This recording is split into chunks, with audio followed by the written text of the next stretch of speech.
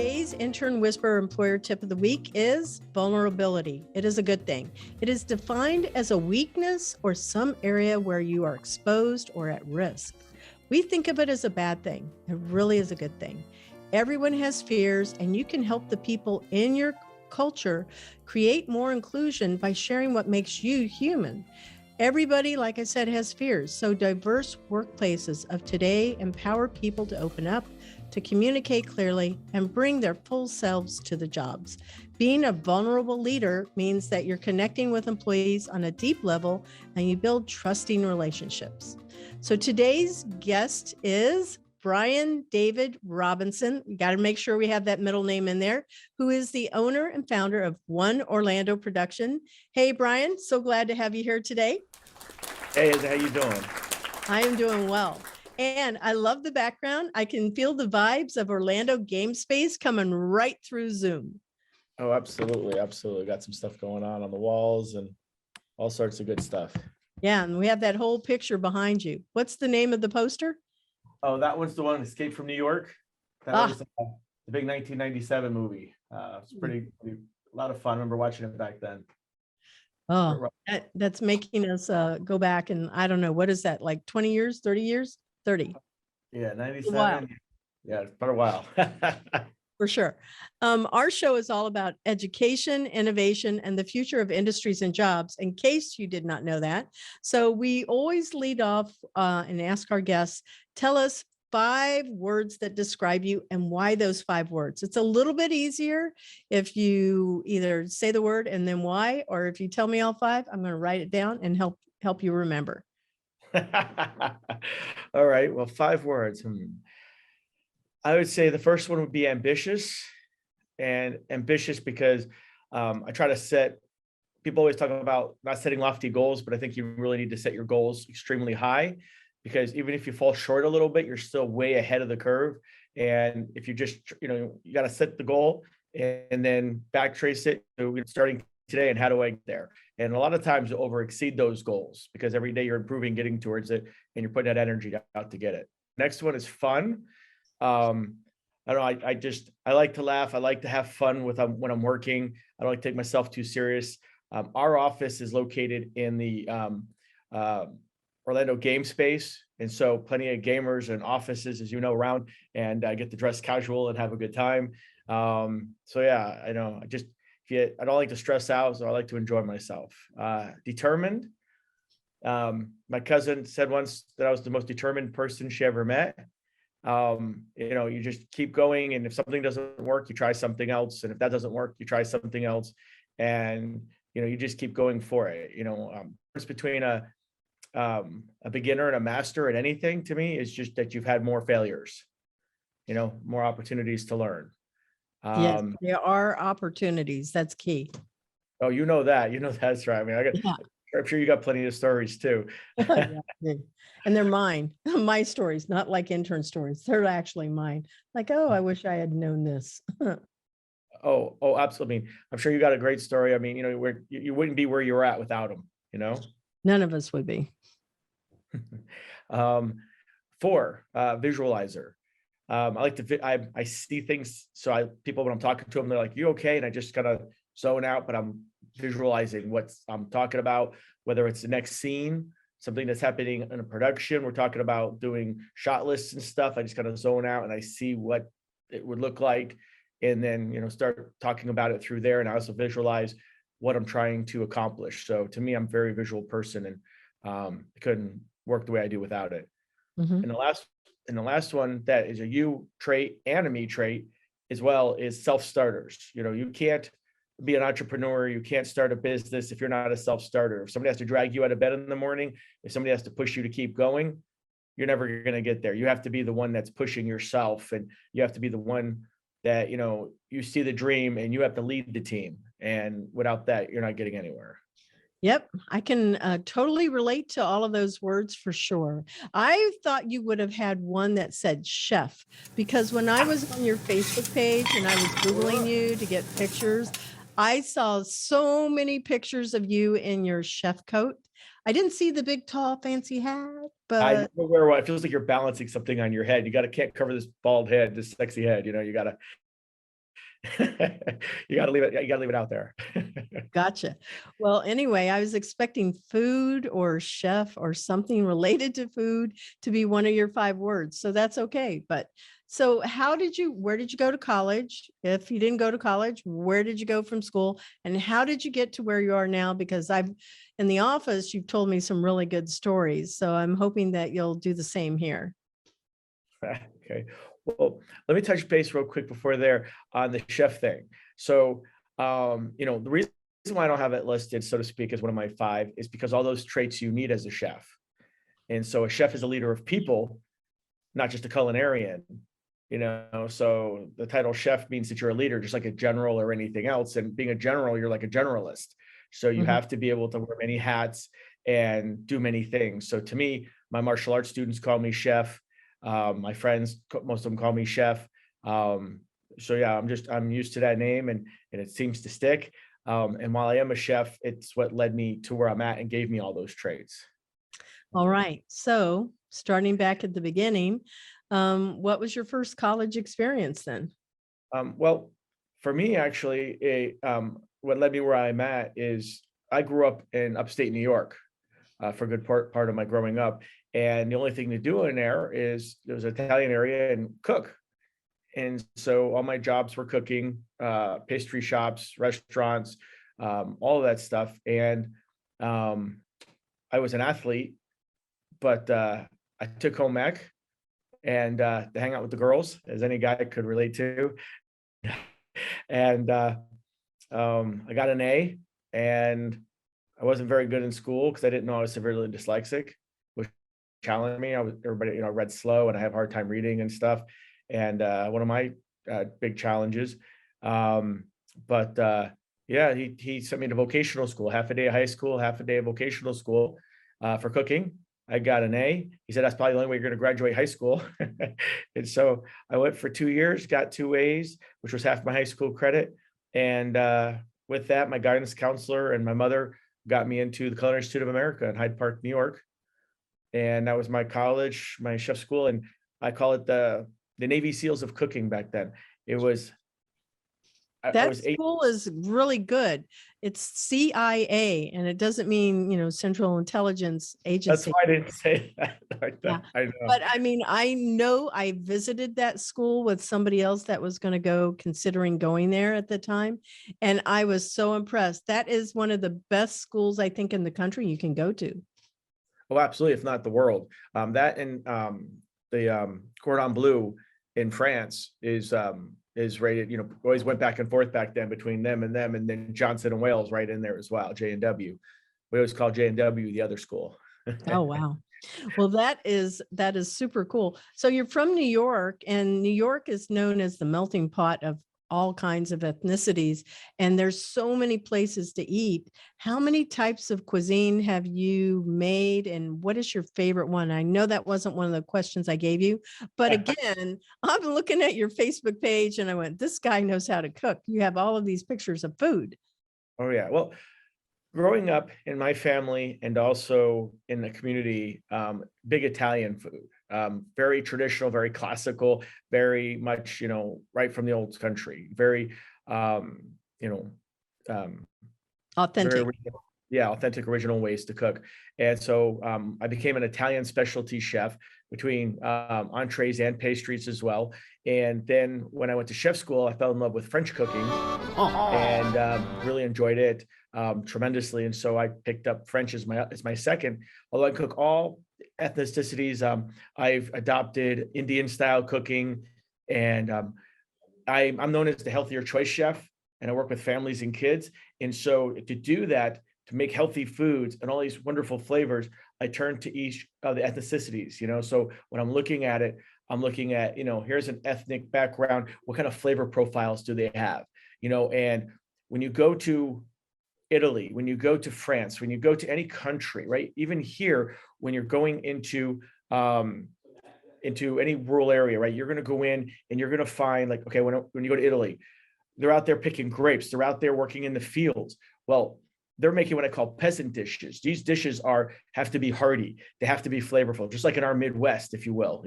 They have to give them nutrition. It has to give them energy. They have to be out there all day. And they also, because of that, they have these wonderful flavors to them, but that comes from the nutrition. So with that, and looking at how to cook healthy, I mean, I've loved Spanish cooking. I've loved Jamaican food. All of these have these wonderful flavor profiles. So for me, French and Italian, but I must say every culture to me has something wonderful to add. Mm. So I've never made like pasta from scratch. And so maybe I think this would be a really fun activity to have down at OGS, is a cooking class with you. And you could teach us how to make real pasta and bring one of those things so we can squish it and make it super Pasta thin. presses. Yes. Yep. Yes. Like that would be a fun thing to do. Pasta it is fun to make, and you will spend a lot of time laughing because it does take some work and stuff and a little skill I know set. it. The biggest thing with making pasta is you want to let, when you're making it and stuff, you want to let it rest, because you want to let it rest up a little bit. So that way, when you cook it, it comes out right. If you rush it too fast, it can come out doughy. And Yeah. so, and some pastas, It's all about getting the gluten just right. absolutely working it just right. In some pastas, you want to make, as an example, when you get lasagna sheets, those have been dried out for a purpose. Most pastas you'll get are dry. The drier you make it, the more moisture it's going to soak in when you cook it and stuff. Be able to take it and develop the gluten, like you said. Mm. So yeah, One of the things that I do when I make lasagna, I haven't done this in a while though, but I take the dried noodles, like what you're describing, the lasagna, and I put a layer of tomato sauce, and then I put, I just layer it, but I put tomatoes in there too, and it's almost kind of watery. And I let it sit after I layer everything, going meat sauce on the bottom or whatever, sauce and noodles and cheese and sauce and noodles and cheese, like all the way up. And then I pour more around it. I let it sit overnight so it can get really nice and absorb the liquid. And then I bake it. Let me ask you this: when you put your noodles in there, are you putting them in raw, like as They far are as not cooked. They are raw. perfect? That's what you want to do, because one mistake is people you cook the pasta first, but then it leaches out all that water. Right. So the sauce is enough, and all the liquid in there is enough to cook your pasta, and your pasta absorbs all that flavor. Yeah, and you get a much better flavorful pasta. Yeah, I've noticed that. And it tastes better even when I let it sit in the refrigerator and let the dried noodles absorb the liquid. It just tastes so much better. Man, I really want to go make lasagna now. I'm coming over then. Let's make lasagna. We'll have a lasagna party. That's what I'm saying. We should do something like that down at the office. We could have a cook-off. Who has the best lasagna? Kind of like chili, but do it with lasagna. And you're Italian, so I expect you to win. Well, I grew up in an Italian area, but I'm actually Cuban and Native American. Oh, never mind then. Okay, so let's talk about being Native American. Where are you from? Are you from a tribe or what? Well, I am third generation born off a reservation in New York. I am actually, my grandfather was Blackfoot. My grandmother was Cherokee. And so they met, and my mother, my great grandmother was a shaman and on the tribe, and her father was the chief. And so yeah, I have a very unique background in that. And so Pipa, great grandfather, was an amazing man. My mother tells me lots of stories and stuff about the tribes and about the history and stuff of our family. And for most people, don't realize that Native Americans don't follow the father; it follows the female in the Really? tribe. So I did not know that. So I think I shared this with you, but I was born on a historic Indian site in Kansas. And when my dad is really big into ancestry.com, and he's done a whole lot of tracing of the family tree. We had somebody had an American name. I'll make it up, like Mary Smith, whatever. And she was buried in a historic Indian ceremonial graveyard. And I'm going, how can this not be that we don't have, an Indian in our family? Because it's supposedly on my mother's side, and it would have been like great, great, great, like 3 greats back, 3 generations. Well, me, 1, 2, 3, 4, 5, 6 generations back. So obviously nobody that I would know. But my dad, when we did the, you can do the spit test with Oh, yes. ancestry.com. Yep. Yep. Yeah, for the DNA. And it shows that there wasn't any, any Indian families name, any Indian family names connected with our name. So that doesn't mean that it's not true. It just means that nobody had connected those dots. Anyway, it's Right. disappointing. Well, that, and just so you know, one of the amazing things about the Native American tribes, especially Cherokee and stuff like that, is that they they took in so many people into their tribes from other backgrounds as well, and everything from um, settlers and stuff to people that they did battle with and stuff and captured. They trained them so well that they joined. They wanted to join their tribe and ended up joining their tribe. So you have people who might not have had a Native American mother or father, but still grew up in that tribe. And, and so, might not have the DNA of the people in that tribe per se, but still were registered as far as, being a part of that tribe. Mhm. That's what makes it hard to follow. My mother's a historian in our family for that. And, it's so hard. She even has a hard time following and tracing all the different lineages and stuff because of that, Mhm. and finding written records. I find it interesting that you're this blend of Cuban and then the American Indian. How did that happen? Because like, did somebody from Cuba come over here? Is that how I would assume that's how they met somebody from, an American Yes. Indian tribe. Yeah, so my mother was living in New York. My biological father escaped Cuba when he was 17 by way of Venezuela. My grandfather on his side, his father was a general in the Cuban army and got killed when Fidel Castro took over. Oh, And wow. so they were smuggled into Venezuela and then into the United States, um, and met my mother in New York, coming in and stuff. And then they were together for a bit. And then the short version is he ended up going off into the military and stuff like that. I was raised with my mother, and then my dad, who she married later and adopted me, hence the last name being Robinson. So me and my brother were both adopted um, by my dad, and that's how we got the last name Robinson. But yeah, with that, my brother on the Native American side, they're all tall, right? 6 foot tall. And my brother's 6'2". My nephew, his son, is 6'8". All my uncles are over Wow. 6 foot tall.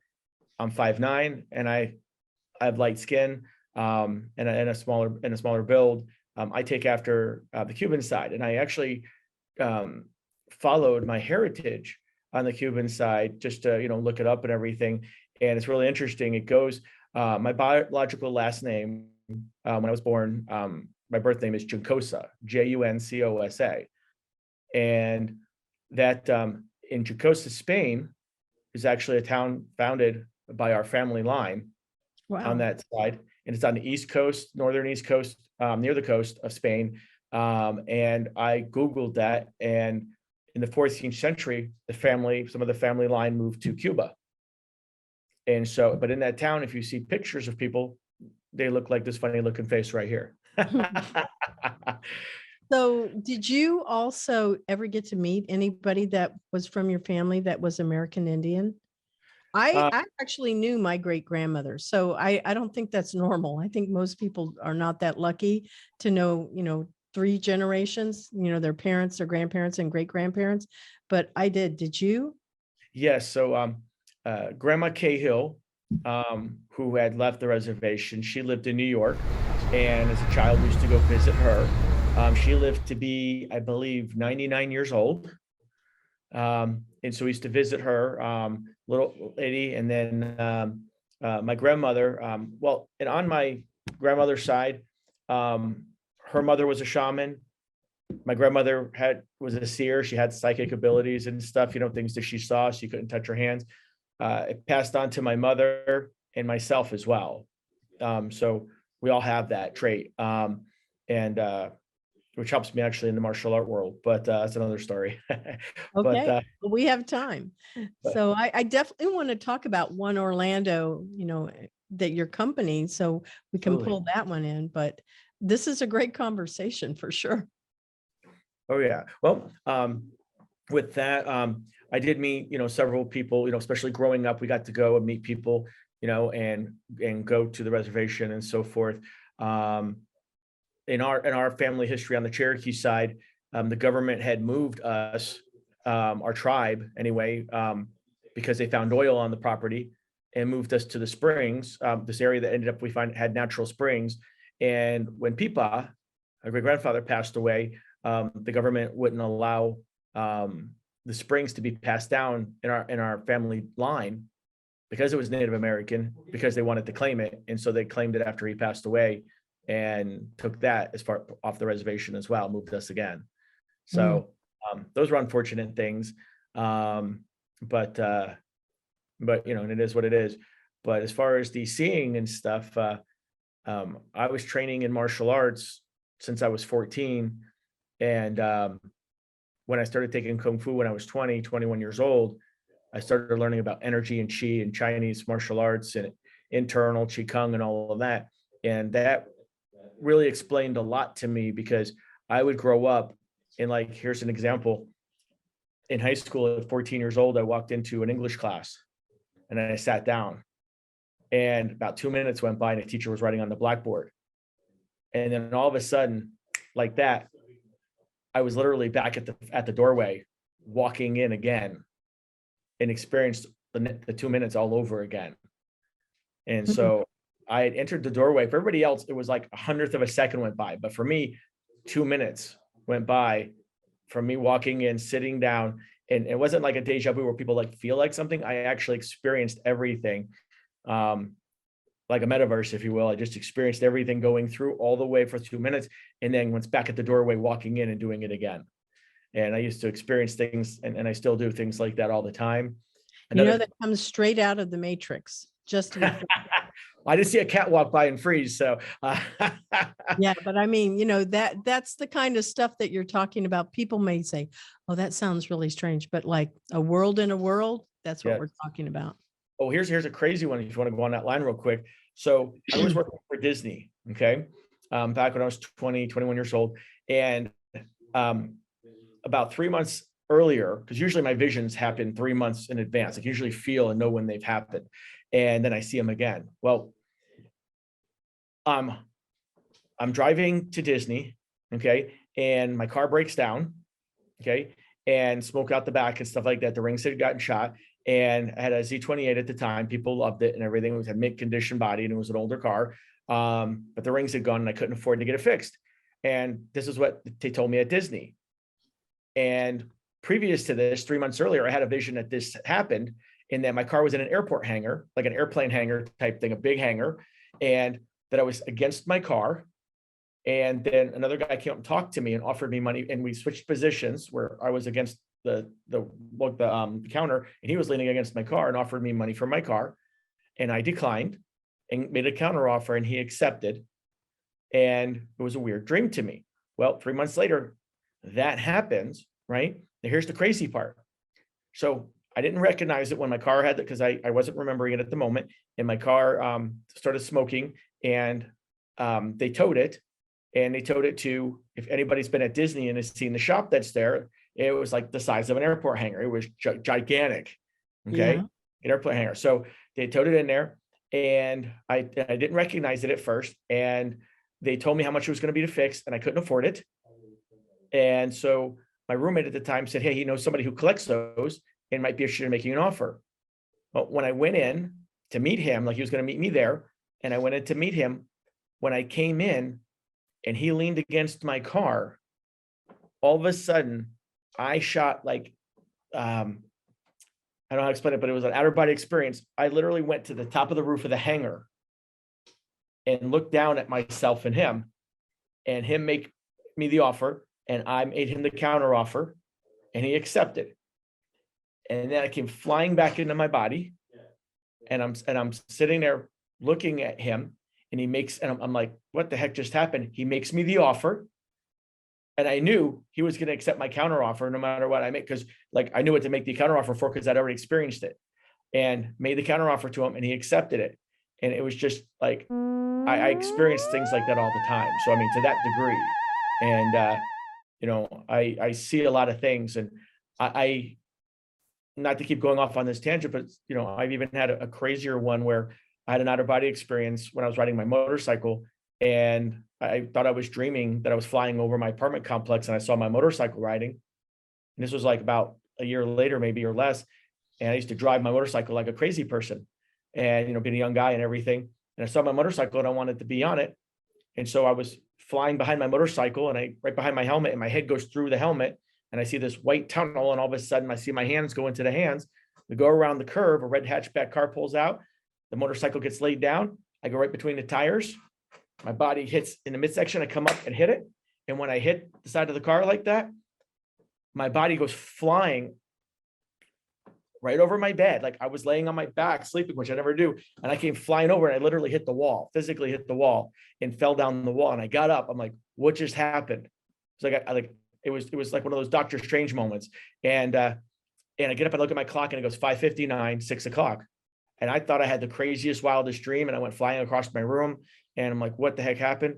My roommate was coming home that night / that morning from work and saw the accident and thought it was me because it was my bike smashed. A guy had liked my bike and painted it like mine, who was one apartment building over. He was coming in and hit a red hatchback car right there and right at the entrance. And my roommate was so sure it was me that they had to pull the wallet out of the back of the guy's pocket because they had to cut the door off because he was just like I had seen. He was right there. And that scared the heck out of me. And to me, I thought it was like a warning to slow down and, and drive a little safer. So yeah, I have crazy, crazy stories of vision. Yeah, those are, what color was your, now, as you said, a Z28, that's a Camaro, right? The Z28, G? Z28. Z28. So it says that's a Camaro. I did a real quick search on that one. What color was it? Red. I thought so. Did it have white stripes down the hood too? Nope, but it had black louvers on it. I see some of those up here on display and I'm going, wow, that's an old school car there, but it was one of the muscle cars for sure. Yep. Yeah, Oh, yeah. it was very, very popular. I can see that. Going back to what is Orlando production? One Orlando production. What is that? Okay. Well, from my background I was in Columbus, Ohio for a while. And then down here, we had put a film production together called Black Salt. And I also was working on a television production and many other productions while I was up there and down here. And one of the challenges that not only myself, but so many people come across is finding good qualified talent. And what I mean by that is there's a lot of people who have talent, but the term starving artists, if you're a chef, but you don't understand business, you're going to have a really hard time and you're going to be fighting with your GM, right? And you're going to have a hard time keeping a job. Well, in the entertainment industry, you might have people who can sing, people who can videography, people can do this, but can they get their business done? Can they get their paperwork done? Can they handle their business as a professional? And seems to be the thing that most people don't get trained. Just like when you go to college, I went to chef school. They taught us about numbers and stuff, but they didn't teach us how to lead a business, how to run a business. Right. And I've spoke at companies, Intern restaurants and businesses for 20 years. I learned that trait, that craft. And so I got tired of coming across somebody, whether it was a director, whether it was an animator, whoever, who couldn't get the job done. They might be able to do something great skill set wise and have talent, but they can't get a deadline. They can't follow orders. They can't get what the client's asking for. And, it made a bunch rough. So all of that challenges led me to creating One Orlando Productions with a gentleman by the name of Stoneface, who him and I met. And he has Face Forward Media, and he's my business partner. We came together and we were working together on some projects, and we came across a project that was having the same challenges. And this is going back to this last August. And I said, let's make a collaborative community. Let's vet out people and only accept people who understand and have an LLC, and people who could have started a small business and who are self-starters, who can get their jobs done, and also have the skill set and have that balance. And, being professionals. And they might be the business professional, but they don't have the resources for marketing. They might not have the resources or the contacts or the branding to get their name out there, but they can do a terrific job. And so we started vetting out people and based on that criteria and interviewing them just like they would for a job, but for their company.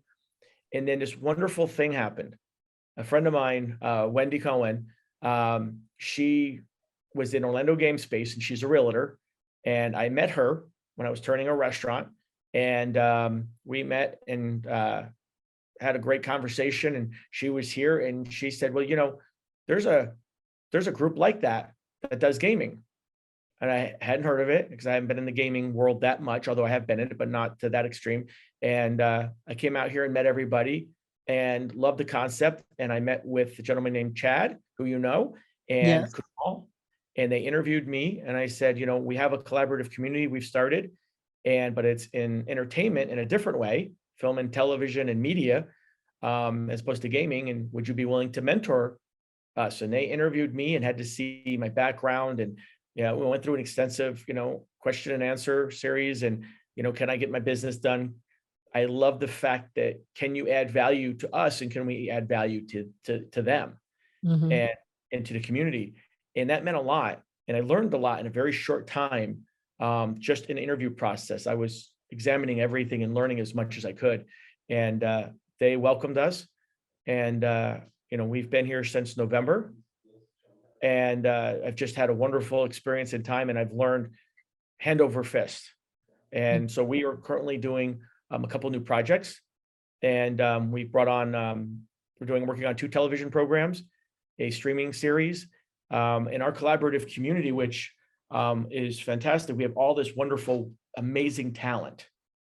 Yeah, And we have like about 4 or 5 video production companies. We have your company, Cat 5 Studios is my company also that's down there. There's Dave Vance, there's Landon Hale, there's I can't think I know there's another one too, and I can't think of the gentleman's name right now, but Timberwood. I think it's Timberwood Technology. No, Timberwood Video, something like that. Mhm. Anyway, there's a number of us down there. Oh, yeah. Well, one of the things I loved is I started using the term insourcing because, we have, there's over 20 companies here and we have 6 with us that we've brought in and that are in the One Orlando production world. And we're trying to make it 10. And we've got a editing company, CJY Creatives, out in Tampa, and he actively works on commercials and television shows. And we have a marketing company that has joined us, and so it takes that off my plate that I was working on. And the wonderful thing about insourcing, and you mentioned Dave Vance. Dave Vance, the Orlando Life. If anybody knows, he does phenomenal things with that. Our show, we are insourcing to him to do the interview section for the show, for our TV series. And so to be able to collaborate with everybody here to do, to work together as a team, to network and communicate is just wonderful. And it just jumpstarts what we're doing because we get to learn, plus we get to grow even quicker. So we're definitely enjoying that. And I'll tell you, while we're considered a production company in the sense that we do production work, everything's coming in, but we're working together as our team and then within the team of Orlando Game Space as well to make it happen. So I Yeah. think it's a wonderful collaborative community and a great concept that Kunal and Chad and all you guys are working on, which is mentoring us to do the same. So great Yeah. brand. It is. I love being down there, to be honest, too. So little kudos to Kanal, to Chad, to everybody else that's there, Bobby and Kyle, and just all of them, A Squared. We can talk about Code Firm. We could talk forever on all of the companies that are down there. They're good people. Okay, so you talked about that. I do want to make sure that we pull in the fact that you also do the martial arts, but I need to take a quick little break here to acknowledge our sponsor. So give me just a minute to give a shout out for Cat 5 Studios. The Intern Whisperer is brought to you by Cat 5 Studios, who help you create games and videos for your training and marketing needs that are out of this world. Visit Cat 5 Studios for more information to learn how Cat 5 Studios can help your business. Thank you, Cat 5 Studios. We're back over here. Tell us about being a martial arts expert, because you are like Dos Equis, man. You have all of these skills and things that and so that makes you one of the most interesting men that people should know. Well, actually, I think you're far more interesting than I am by far. I might be funnier looking, but you're more interesting. I've heard your stories and got to spend time with you. And to me, you're much more interesting than I am. But thank you. Um, It's okay. We'll be in each other's fan club that way for sure. well, the martial art end, um, well, I officially started martial arts when I was 14. My brother hates me saying this, but I'll say it anyway. He was my first martial art teacher. That's the way I see it. Mhm. Since we were 3 and 4 years old, we fight like brothers do, but he was Mhm. always much bigger than me. I'm 5'9". He's 6'2". I'm a medium frame. He's a large frame. He's always been that big comparison. And I was the little brother who always asked for it and was the the instigator and, caused problems and all of that. And so it was on me completely. But we were those kids, we didn't roll around and slap each other. We punched each other. And as we grew up, he put me through the drywall and, we, I think that sounds like everybody's brothers because my brothers did that too. I don't think it means that you guys were exclusive to it. I've heard way more stories about brothers taking the other one and putting them through the drywall. I remember my brothers doing it. oh yeah, he put me through and out through the other way. He'd ride me Yeah. down the stairs and we hit each other with bats and, we fought, left bruises. And that taught me to never be afraid of anybody and to never give up. And it taught him to never let somebody up, keep punishing them. That's what he told me. But from there, I took Taekwondo when I was in high school. A gentleman by the name of Tiber Kiss was going for his black belt then, and he took me under his wing, and we were in soccer together. And from there, I ended up taking Kung Fu when I was 21 years old in Pai Lam with Grandmaster Glenn C. Wilson. And everybody knows who Ed Parker is. You'll see that famous Ed Parker tournaments with that had Bruce Lee in it, and that's where he was recognized and everything. Made his entrance into entertainment was noticed there, and everything from the movies. They were cousins, and it just made a huge impact on my life. Kung Fu opened my eyes to so many things: internal martial arts, healing, herbs, and I trained with people like Master Tom Turcotte, who was a doctor and a martial artist, also in Pai Lam. Trained with him for 29 years. He changed my life in so many ways, as well as Glenn did, Master Wilson. And then everyone that is probably older than 35 would probably recognize, we talk about movies and film and crossover, Bloodsport. Never heard of it. Okay, well, Bloodsport was a movie back in the 80s done by, it was done by a gentleman by the name of Van Damme, Jean-Claude Van Damme. Okay. Made a big presentation and doing that film, portraying a guy named Frank Dukes. Well, his teacher in the movies was a guy named Tanaka. In the real life, Tanaka actually dies when Frank's 13.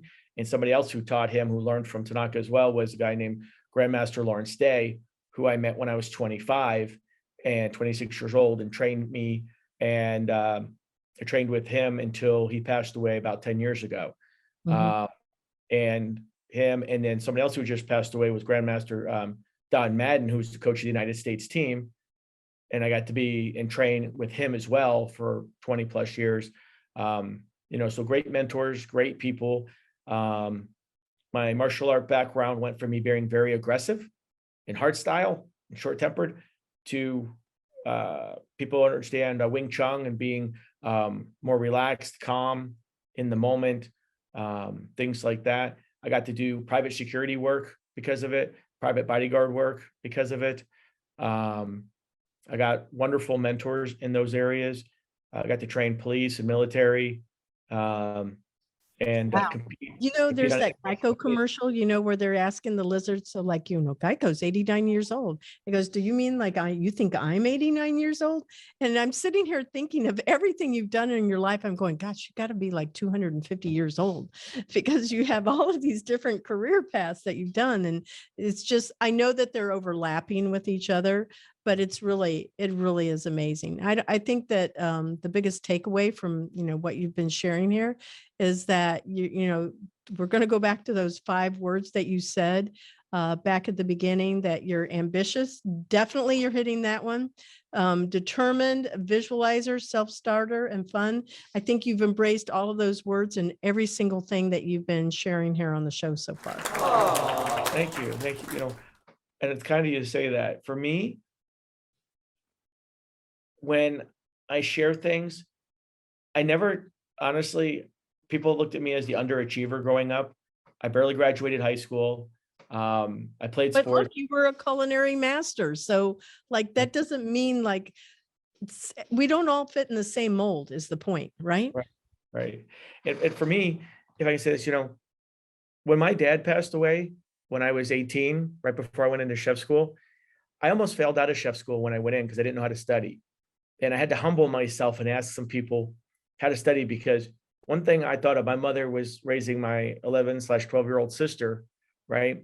She was 11 turning 12. And I was like, there's no way anybody's ever going to have to take care of me. And the work ethics that my dad gave me, was like, you're going to do this and you're going to get through it. And with that, I asked how to learn. At the time, I was 18 years old. The next person next to me in age was 28. I was the first teenager to attend and graduate as a teenager, and so it was a huge learning curve. I was definitely outmatched and outclassed there, and I ended up graduating at the top of my school because I learned how to learn. The thing about that is, on my life's journey, if you will, I always make the joke that why do you do cooking and martial arts? They're two different things. And I say, well, I have to take martial arts to defend my cooking. So, and then the martial arts led to entertainment just because I got honored and lucky enough to be on TV cooking when I was in Ohio. And with that, Roger McCoy from Channel 10 News back then asked me to be on from stuff that I did, and then Cooking with Johnny D. And I wanted to do a good job, so I took cooking lesson or acting lessons, and because I wanted to do a good job on and understand it, what I'm doing when I'm on there cooking, and that just led me to where I'm at now.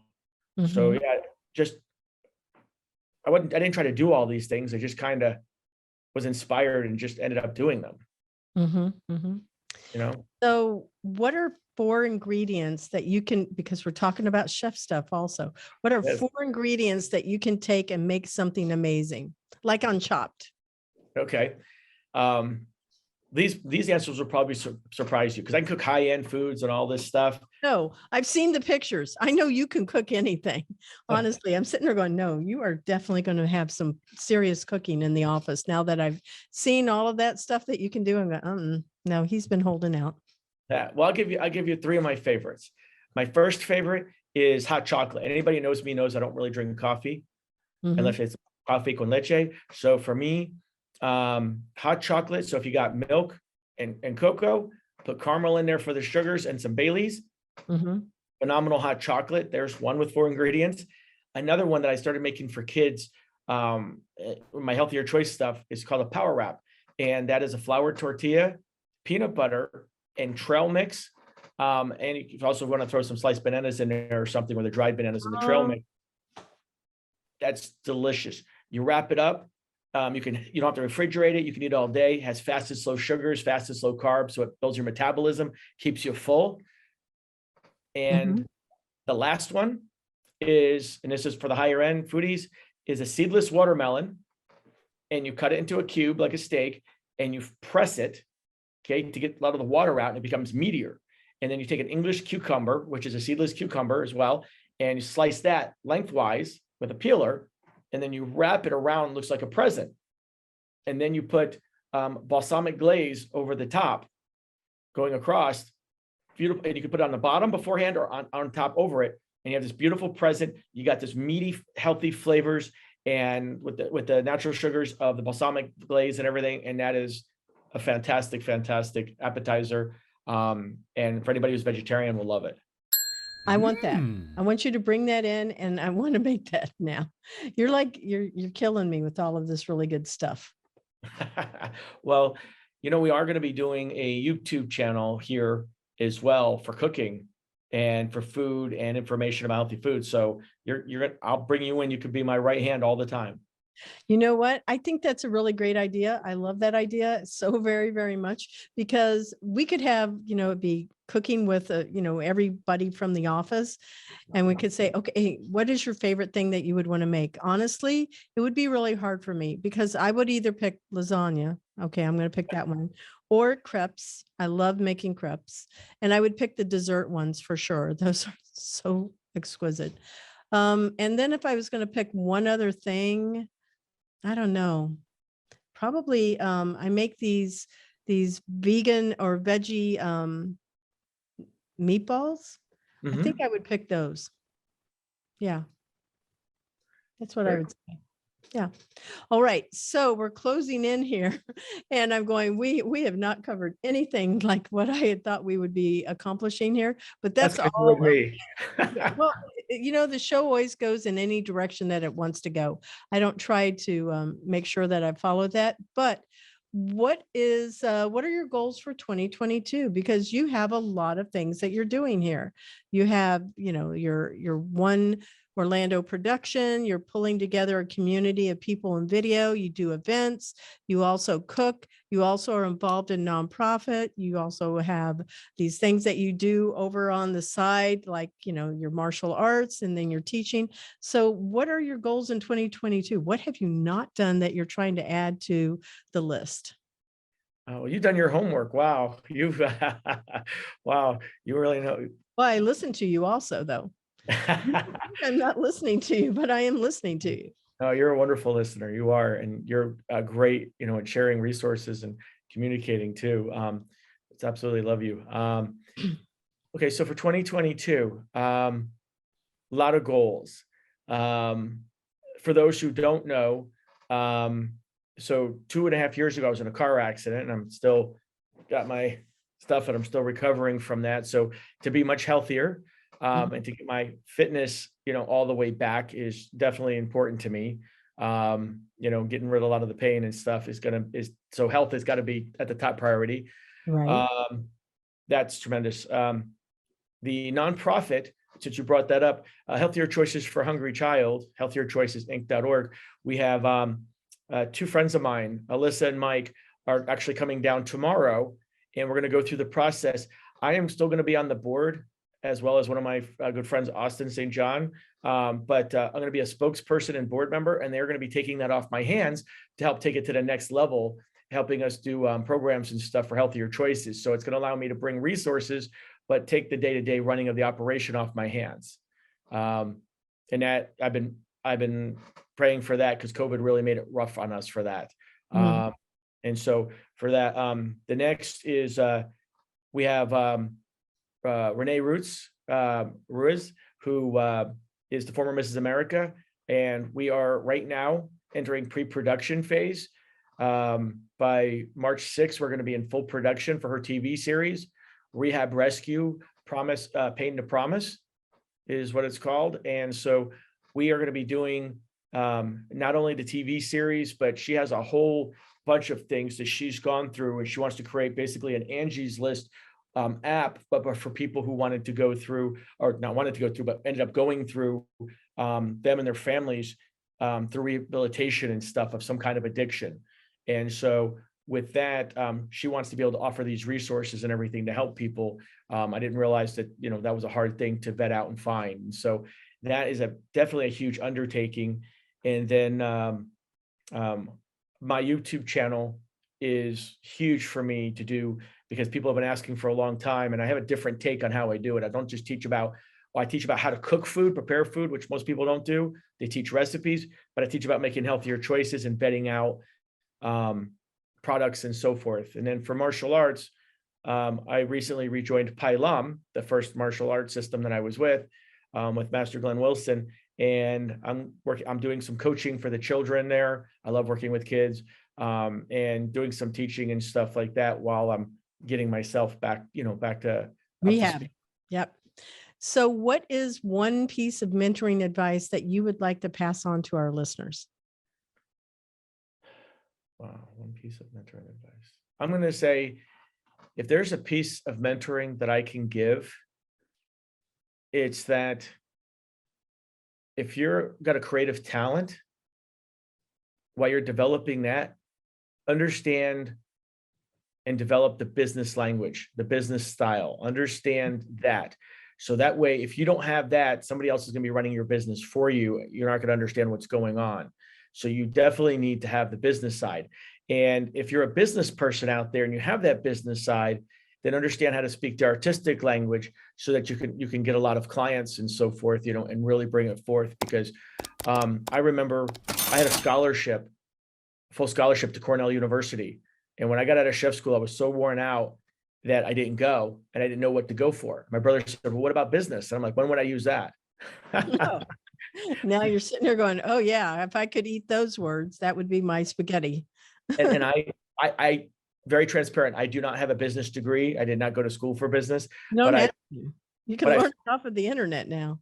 Well, I've spoke at Disney. I've spoke at Fortune 500 companies. I've turned around companies and businesses like Bravo Development Incorporated, who was going to close one of their locations in a month. And actually in 2 months, I had a month to save it. I've worked with George Lucas, designing cups for him for Star Wars, and Jeremy Bullock. All of these things, who played Boba Fett, all these things that I've learned was from the School of Hard Knocks of business. Mm-hmm. And without it, I wouldn't have any of the success and stuff that I've been through. So if you're going to learn something, learn the business world, and it's constantly changing. So it is. Understand. How can people reach you? What is your website? What is your email or whatever? I tell people, be careful about sharing the email, because we get a lot of downloads. You'll have people hitting you up for it. And it may not always be customers. It could be people on the sales side too, but nothing wrong with that. Anyway, how can people reach you? What social channels do you want them to find you? Okay. Well, the simplest one, if you're trying to reach me, to find most of them in one shot, is if they just Google my full name, Brian with an I, David Robinson. I come up first thing on Google, and all my social medias and everything are there. If you look at Facebook and look at Brian David Robinson, I'll come up there. If you look at Instagram, Chef Brian David Robinson, I'll come up there. If you look up any of the sites, any of the things that I do, One Orlando Productions, oneorlandoproduction.com, you'll find me there. Tradition Event Services, which is the event company you mentioned, you can find me there. So just Googling my name, all the resources will come up. And if you're looking to intern, we will have opportunities coming up. If you're a business contact and you are interested in joining our community and stuff, we'd love to talk to you. Okay, well, that sounds great. Well, Brian, I want to say thank you so much for being a guest on the show today. I really appreciate it. And I'm going to tell you, this episode, it's going to be like 4 weeks out before it airs, but you'll still get lots of notice of people viewing you, because we're hitting about 1,000 downloads a month now. So, oh, wow. Nice. Hey, and by then, we'll have our cooking thing going with you, and because you're definitely going to we can do crepes maybe on Valentine's Day would be pretty cool to do. That would be fun. Yeah. Chad wants to do a cooking show also, so you need to pull Chad into the conversation. Oh, absolutely. I would love to. I didn't know that, because he is also a big cook and he went to chef school also. So you guys should be vibing on that. I did not know that. Now you do. I did not know that. I knew he liked food, to work with food and stuff, but I did not know he went to chef school. And if he told me, I just don't remember. So I'll have to hit him up. He's an amazing guy. He doesn't always tell that, but I've heard him talk about it a couple of times. And when he wants to have a really big kitchen when he moves, he's going to be moving, and when he does, he wants to have a really big kitchen. And he said he's going to get his cooking show back on. I think it's on Facebook. Oh, nice. Well, we have 100 streaming channel that we're going to be doing to put it across all platforms and stuff that anybody can tap into as well, including yourself. But I'll have to tell them, because we're definitely going to be doing it. And I've got a tremendous mentor. Can't tell you who he is yet, but he's out of California, and he's got one of the top YouTube channels for cooking, and he's going to mentor me. You always want to find, you asked about things, find somebody who's smarter than you and that knows what they're, knows something, and they can teach you. There's always something to learn. Well, here we are at the end of the show. So I want to say thank you to Cat5 Studios, to our sponsor, and then thank you to our production team, our video interns, Chase McDowell, David Ullman, Efren Squaves, and Geisha Perez. Music by Sophie Lloyd, sound effects, Eric Peterson, Matt Miller, Dave Francis, and Miguel Zentra. And visit Employers for Change at www.e4c.tech to learn how you can create real diversity and inclusion culture while scaling your people for the future. We are Interns Plus. All right. Thank you. Thank you so much, Brian. I look forward to seeing you in the office probably tomorrow. Tomorrow I'll be here. Thank you so much. I'm so honored to be here. Thank you. Bye-bye.